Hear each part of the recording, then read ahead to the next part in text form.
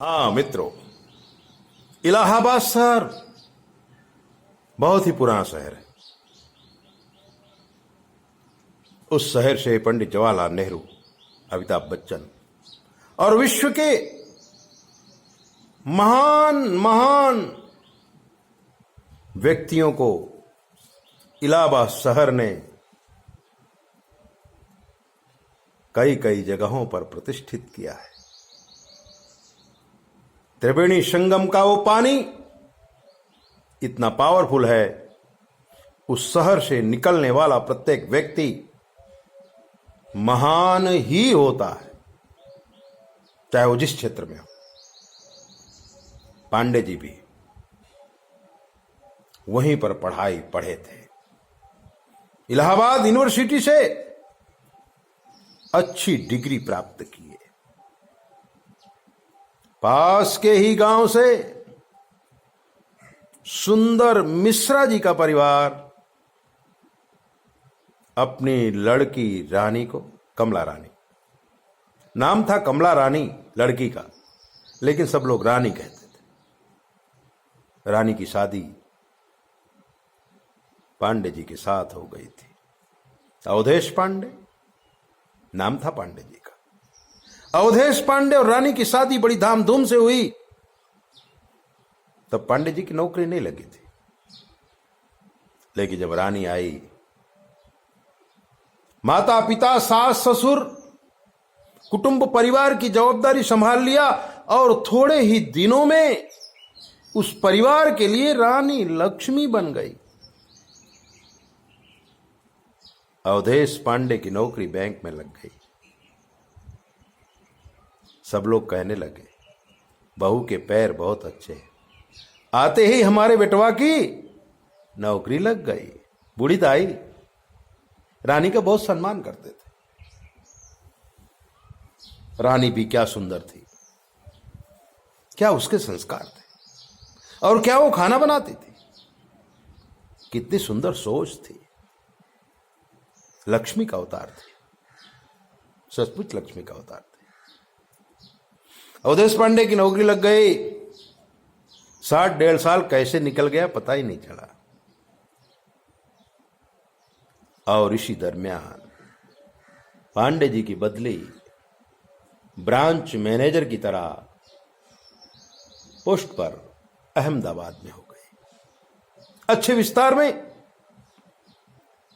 प्रसिद्ध बैंक में Pandey ji branch manager हो गए। खुशियों का पार नहीं रहा। छोटा सा मकान लिया गया और अम्मा बाबूजी ने कहा कि बेटा वहां अकेले कैसे रहेगा, रानी को भी ले जा। रानी खाना बनाएगी, तुम ड्यूटी करेगा, साल 6 महीने में आ जाया करना। अपना प्यारा सा मुख हमें दिखा जाना करना। सास ससुर की अंदरूनी इच्छा ये थी, अभी तक रानी को कोई बच्चा नहीं था। साथ में रहेगी तो एक आध बच्चा हो जाएगा, हमको नाती नतनी देखने को मिल जाएगा। और सफलता मिली। अवधेश पांडे जी अपने पत्नी रानी को लेकर के आ गए अहमदाबाद। सुव्यवस्थित रहने लगे। एक लड़के का जन्म भी हो गया। बहुत सारा उत्सव मनाया गया। लड़का धीरे धीरे 3 साल का हो गया। फिर एक लक्ष्मी का जन्म हुआ। रानी की बेटी रानी की तरह ही सुंदर थी। नाम रखा गया था अमृता।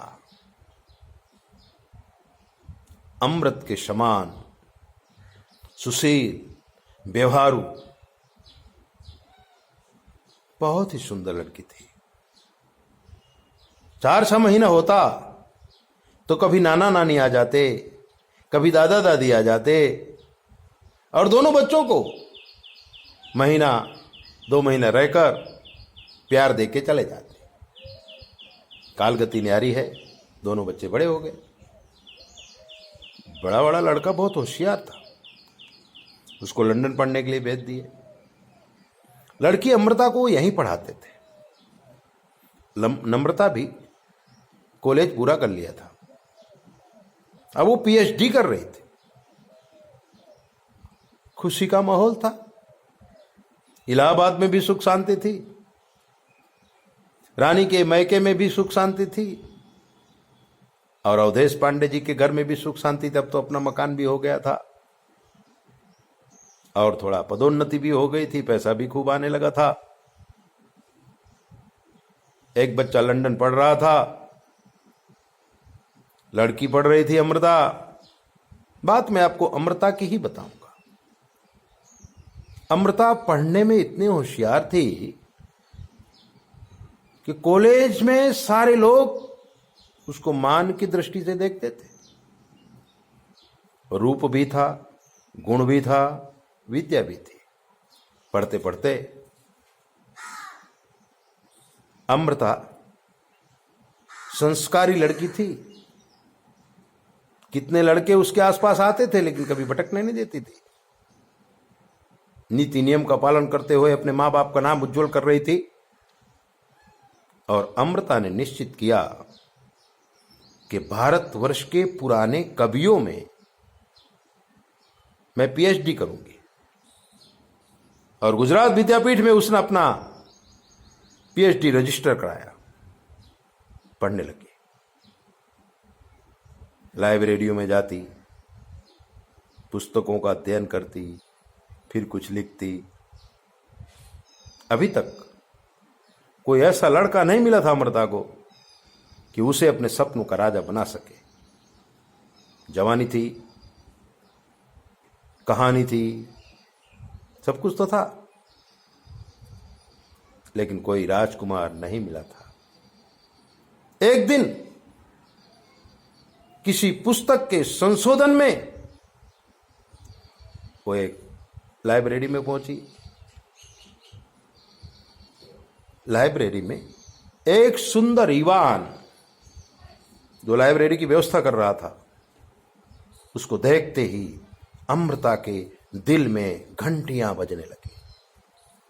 ऐसा सुहाना रूप, मनभावना रूप उस लड़के का जब अमृता ने देखा, प्रभावित हो गई। सीधे उसी के पास पहुंच गई। अपनी रिक्वायरमेंट, हमको ये पुस्तक चाहिए, क्या आपके लाइब्रेरी में उपलब्ध है? उन्होंने कहा हाँ मैडम, आपको जो भी चाहिए वो सारी पुस्तकें मैं आपको ढूंढ के दूंगा, आप नाम बताते जाइए, मैं पुस्तकें निकालता जाता हूं। अमृता ने कुछ 2-4 नाम दिए थे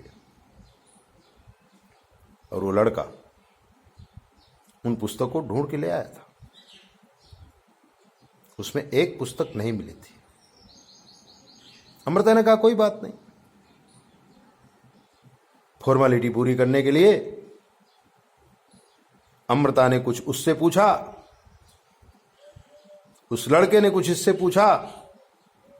अमृता ने रजिस्टर में साइन किया, डिपॉजिट दिया, निकल गई। पुस्तकें ले गई।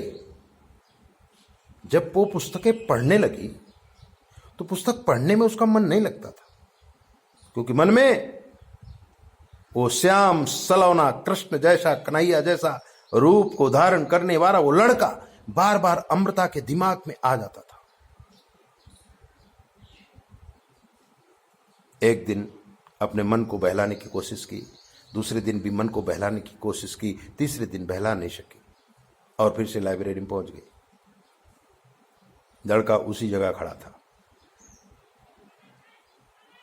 मैडम को देखते ही उसने वेलकम किया था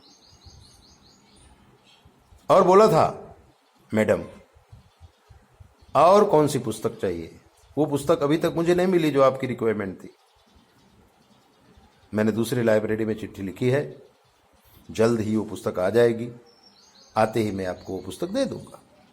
मैडम कहा नहीं, ऐसी बात नहीं है, आज मैं पुस्तक लेने नहीं आई हूं, आज मैं तुमको इस पुस्तक में ये क्यों ऐसा लिखा है, क्या तुम इसके विषय में बता सकते हो? लड़के ने वो पुस्तक पढ़ी हुई थी, रविंद्रनाथ टैगोर की वो पुस्तक थी।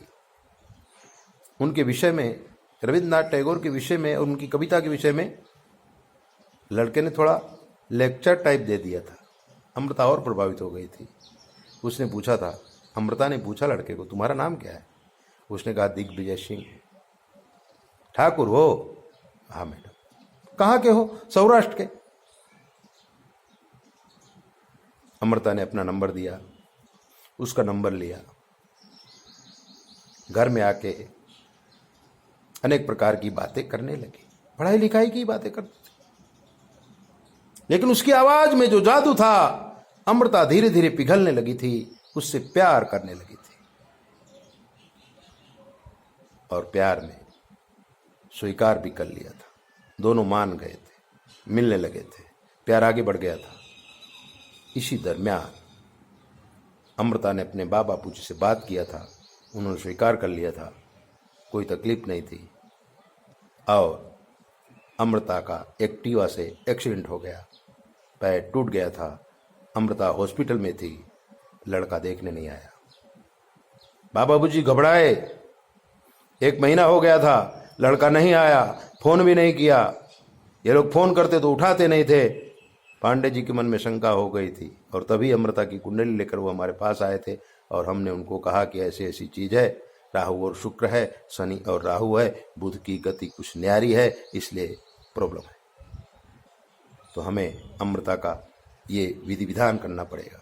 और उन्होंने विधि विधान करवाया और अमृता ठीक होकर के घर में आई। लड़के का फोन सामने से आया था, लड़का उससे मिला, दोनों की शादी हो गई। उसने कहा, फोन क्यों नहीं उठाते थे? बोले, मैं तुम्हें परेशान नहीं करना चाहता था। मित्रों, ग्रह नक्षत्र ऐसे होते। अगर कभी कोई तकलीफ हो तो 9825200108 पर फोन करके आप कुछ भी पूछ सकते हैं, हम आपको शास्त्र मत सलाह देंगे। जय बोले।